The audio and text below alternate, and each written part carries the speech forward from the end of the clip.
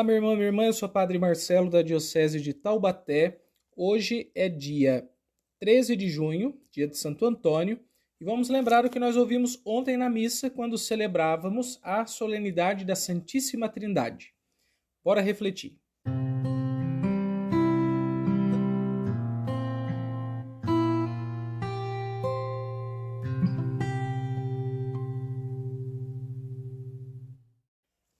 Eu vou dividir a minha reflexão em duas grandes partes. Num primeiro momento, vamos falar sobre a Santíssima Trindade. E num segundo momento, eu gostaria de inaugurar com vocês uma nova fase das nossas reflexões, em que vamos meditar sobre a fé na cidade e no campo, considerando que aqui a nossa região do Vale do Paraíba ainda é uma região muito marcada pelos ares interioranos, por uma cultura rural, ao mesmo tempo em que é uma região em crescimento e urbanização. Primeira grande parte da minha reflexão, então, a Santíssima Trindade. Quando nós vamos pensar Deus, há dois modos de fazê-lo. O primeiro modo é pensar Deus em si mesmo, e o segundo modo é pensar Deus nas suas relações com os seres humanos e com as coisas também. Quando a gente pensa em teologia, o estudo de Deus, a gente pensa sobretudo nesse segundo sentido. Por isso, fazer teologia cristã, católica, significa pensar quem é Deus para nós seres humanos. Essa coisa de estudar Deus em si mesmo é mais próprio da filosofia e das preocupações filosóficas do que propriamente da teologia, que tem preocupações não tanto teóricas, mas muito concretas. A teologia quer ajudar o ser humano a entender Deus para viver bem com Deus e alcançar a salvação. A compreensão é para nós apenas um meio, um caminho, mas a finalidade do saber teológico é viver com Deus. A filosofia não tem exatamente essa pretensão. Por isso, a primeira coisa para a gente pontuar é, para entender a Santíssima Trindade, é preciso buscar compreendê-la nas relações que ela estabelece conosco. Pensemos então cada uma das pessoas trinitárias, o Pai, o Filho e o Espírito Santo. Quem é o Pai? O próprio nome Pai já designa uma relação. Só é possível ser pai se se tem um filho. E quem é o Filho que estabelece a vida do Pai? É Jesus, a segunda pessoa da Santíssima Trindade. Mas Jesus nos deu o seu Pai para ser também o nosso Pai. Por isso a gente reza Pai Nosso. Nesse sentido, então, Pai significa também o nosso Pai. Ele é a fonte de todas as coisas, a origem de todas as coisas e o destino de todas as coisas. Dele nós viemos, para ele nós voltaremos. Graças a Jesus, que nos deu a graça de partilhar do seu Pai. No Antigo Testamento, Deus também era chamado de Pai, mas ele não era considerado realmente Pai. Sua paternidade era uma função. Enquanto no Novo Testamento, como nos ensinou Jesus, a paternidade é a essência de Deus e não um jeito de Deus trabalhar. Essa é a novidade do cristianismo. Deus é Pai e não apenas age paternalmente. Então aí vem Jesus. Quem é o Filho? O Filho de Deus, a segunda pessoa da Trindade, é para nós Jesus, que é o Filho encarnado. Então, é o mais acessível das três pessoas da Trindade, por duas razões. Primeiro, porque ele se fez igual a nós. Quando ele nasceu, depois de ser gestado no ventre de Nossa Senhora, Jesus se tornou acessível aos humanos por ser um humano. Porque é difícil acessar a Deus com a nossa natureza humana, porque a natureza de Deus é muito diferente da nossa. Ela tem umas características que criam um abismo entre nós e Deus. Então Jesus se faz igual a nós para que a gente possa acessar a Deus através dele. Jesus é a porta aberta para Deus. Ele é a nossa condição de compreender as coisas do céu. Jesus é o sumo pontífice, que significa que ele é o grande fazedor de pontes. E ele faz a ponte entre o céu e a terra. Esse é Jesus. A nossa chance de santidade, o nosso acesso ao conhecimento e ao coração de Deus Pai. Como ele mesmo diz, quem me vê, vê o Pai.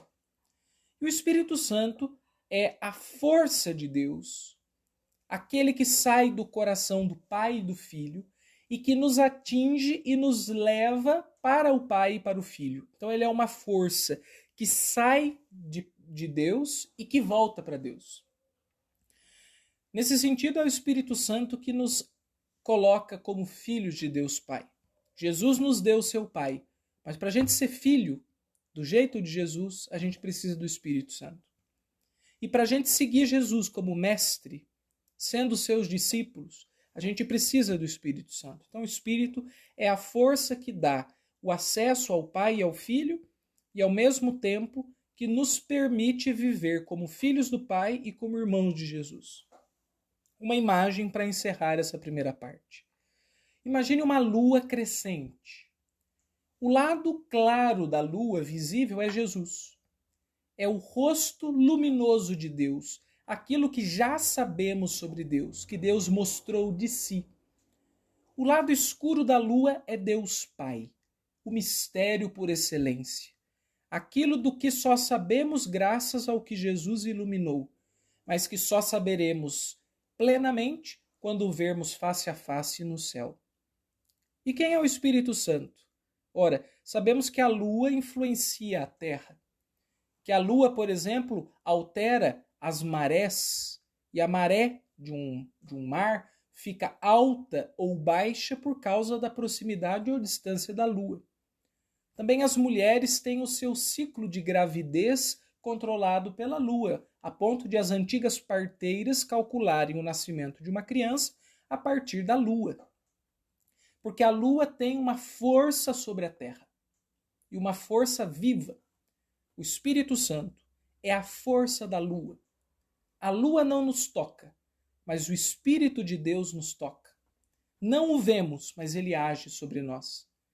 Nós não o apalpamos, mas ele o tempo todo nos transforma. Esse é o Espírito Santo, a força agente de Deus na nossa história. Bem, segundo ponto da minha reflexão. Nós estamos com essa solenidade da Santíssima Trindade inaugurando uma nova sequência de domingos, os domingos do tempo comum, que agora estão na segunda parte, porque a gente já teve uma primeira parte ali depois do Natal e antes da Quaresma, uns 7 domingos. Agora a gente tem mais cerca de 20 domingos, 20 e tantos domingos, para a gente celebrar o chamado tempo comum, que é o tempo de meditarmos sobre a fé na vida cotidiana. E por isso eu decidi, então, refletir sobre a fé na cidade e no campo. E a minha motivação foi a seguinte, né? A nossa região do Vale do Paraíba, ela tem essas duas características, é urbana e é rural.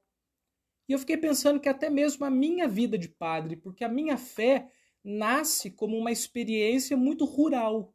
Apesar de eu ser de Taubaté, e Taubaté, quando eu nasci, já não era mais tão roça assim, mas se eu pensar, a minha experiência religiosa ela é muito mais próxima do mundo do interior do que de um mundo de metrópole. Então eu fiquei pensando, como é que eu posso transmitir uma fé que foi experimentada como rural para um mundo que está cada vez mais urbano? Então eu me lancei esse desafio e, considerando também o nosso contexto regional, ajudar as pessoas a viverem a sua fé num mundo em transformação e num ambiente cada vez mais urbano. Só para vocês terem noção, essa coisa do urbano é tão forte que hoje a gente tem novos termos para pensar a nossa fé. Por exemplo, pastoral urbana, que se pergunta como nós podemos fazer pastoral, agir transformando a realidade, cuidar das pessoas no mundo em que as pessoas não vivem mais só nas paróquias, como por exemplo nas roças. A pastoral na roça é praticamente uma pastoral da igreja, do templo. Tudo acontece no templo e nas adjacências, como por exemplo no rancho da igreja ou no salão paroquial. Mas na cidade não é assim, as pessoas não têm nem tanto tempo para ir na igreja. Quando vão na missa, vão praticamente só no domingo. Então a gente tem um desafio de pastoral urbana. Uma outra realidade, a cidade é bastante avessa à religião cristã. Mas a cidade ela é cheia de esoterismos e de magias. E nós encontramos diversas expressões disso, sejam em livrarias, em grupos, em espaços que não são cristãos, mas também não são bem ateus, mas de espiritualidades assim mais amplas, vagas, sem instituição e sem necessariamente um livro que oriente ou uma autoridade que guie, uma espiritualidade difusa. Então, assim, muito próxima do esoterismo e da magia em algumas circunstâncias. A cidade, que se diz tão desenvolvida e tão liberta das amarras da religião, no fundo está amarrada ainda numa espiritualidade que não é muito esclarecida, não. É um outro desafio para a pastoral nas cidades.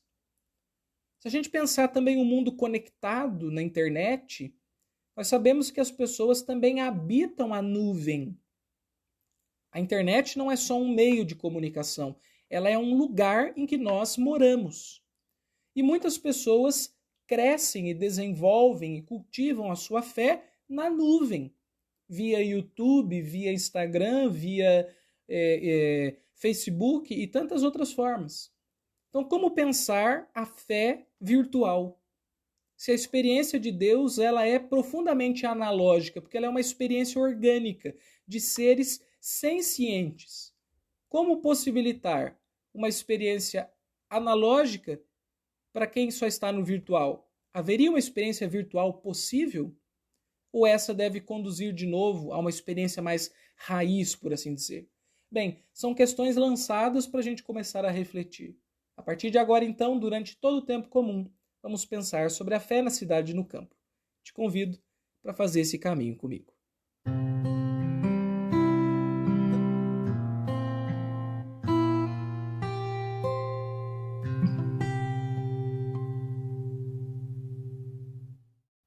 Nós estamos começando mais uma semana e eu gostaria de propor a vocês que, nas suas orações, se perguntassem: que tipo de relação você estabelece com Deus?